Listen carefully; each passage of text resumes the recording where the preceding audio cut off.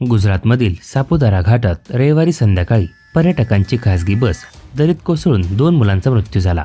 एका मालवाहतूक वाहनापुढे जाण्याच्या नादात चालकाचे नियंत्रण सुटून बस कठडा तोडून दरीत गेली। या बसमध्ये सुमारे 70 प्रवासी होते। हे प्रवासी सुरतचे रहिवासी असल्याचे सांगितले जाते। सापुतारा हे गुजरात राज्यातील आणि नाशिक जिल्ह्यातील सीमेलगतचे पर्यटन स्थळ असल्याने दर शनिवार रविवार या ठिकाणी मोठी गर्दी असते।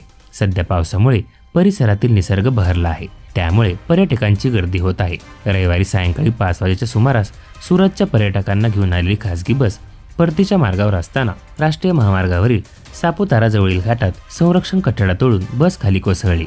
चालक एका मालवाहतूक वाहनापुढे जात असताना समोरून आलेल्या टेम्पोपासून वाचण्याच्या प्रयत्नात त्याचे बसवरील नियंत्रण सुटले। या अपघातात एक 8 वर्षाचा मुलगा आणि एक 10 वर्षाच्या मुलीचा मृत्यू झाला आहे। 5 प्रवासी गंभीर जखमी आहेत। अपघातानंतर स्थानिक प्रशासनाने घटनास्थळी धाव घेऊन मदत कार्य सुरू केले। माहिती मिळताच सापुतारा येथील अनेक रुग्णवाहिका आणि पोलिसांचे पथकही दाखल झाले।